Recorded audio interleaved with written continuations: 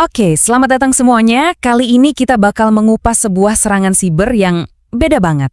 Ini bukan soal kode atau peretasan canggih, tapi soal ledakan fisik yang benar-benar membuka mata kita tentang betapa rapuhnya dunia digital yang kita andalkan setiap hari.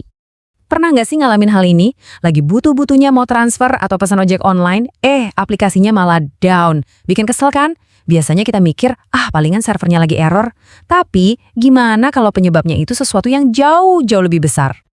Oke, kita mulai dari awal ceritanya. Semua berawal dari gelombang kekacauan pertama. Sebuah gangguan digital yang tiba-tiba meluas dan, bisa dibilang, sukses melumpuhkan satu kawasan sekaligus. Dan ini bukan gangguan biasa loh.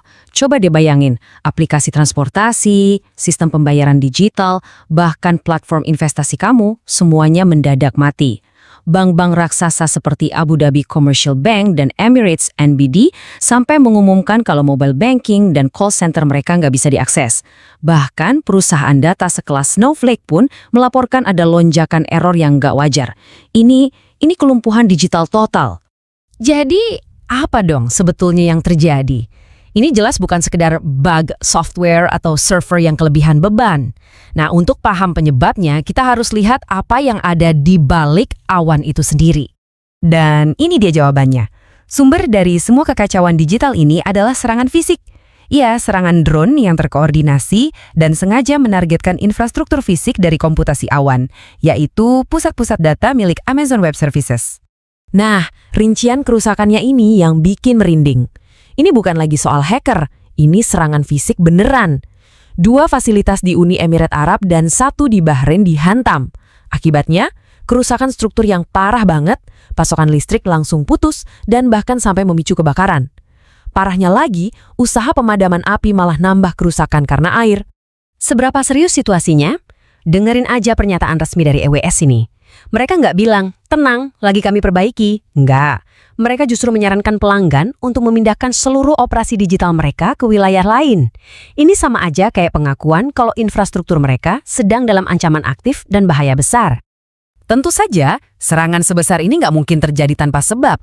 Untuk ngerti kenapa ini bisa kejadian, kita harus melihat langsung ke konflik geopolitik yang jadi pemicunya. Coba kita lihat lini masanya. Ini penting banget buat ngelihat hubungan sebab akibatnya. Tanggal 28 Februari, pasukan gabungan AS dan Israel menyerang target di Iran. Cuma selang 2 hari, tanggal 2 Maret, serangan balasan ini terjadi. Cepat banget kan? Dan ini dia konteks kuncinya. Serangan awal dari AS Israel itu bukan cuma menyasar instalasi militer, tapi juga infrastruktur energi dan, ini yang paling penting, pusat data milik Iran sendiri. Jadi, serangan ke AWS ini adalah sebuah balasan yang setimpal dalam sebuah konflik cyber dan fisik yang makin panas. Oke, dari sini dampaknya mulai merembet kemana-mana. Mari kita lihat gimana serangan digital ini bisa mengguncang pasar global dan juga meningkatkan ketegangan internasional. Ini efek dominonya kerasa cepat banget. Sebagai balasan, Iran langsung menutup Selat Hormuz. Ini jalur paling vital untuk pasokan energi dunia loh. Akibatnya, harga minyak dunia langsung meroket, pasar saham di mana-mana anjlok. Eskalasinya nggak berhenti di situ. Ada lagi serangan drone lain, kali ini menghantam kompleks kedutaan besar AS di Arab Saudi. Slide ini nunjukin realitas baru itu dengan jelas banget. Coba lihat, di satu sisi kita ngomongin gangguan layanan digital, aplikasi bank kamu nggak berfungsi. Di sisi lain kita ngomongin eskalasi fisik, jalur pasokan energi dunia ditutup, fasilitas diplomatik diserang. Keduanya sekarang jadi satu kesatuan yang nggak bisa dipisahkan. Jadi, apa inti dari semua ini? Apa pelajaran terbesar yang bisa kita ambil? Intinya adalah, kita sedang menyaksikan lahirnya sebuah medan pertempuran yang benar-benar baru. Penting banget buat kita semua paham istilah ini. Infrastruktur digital kritis. Ini bukan konsep yang abstrak atau ngawang-ngawang ya. Ini tuh beneran ada fisiknya. Gedung-gedung pusat data, kabel-kabel di bawah laut, tumpukan server. Inilah tulang punggung dari semua yang kita lakukan secara online. Jadi, poin utamanya adalah ini.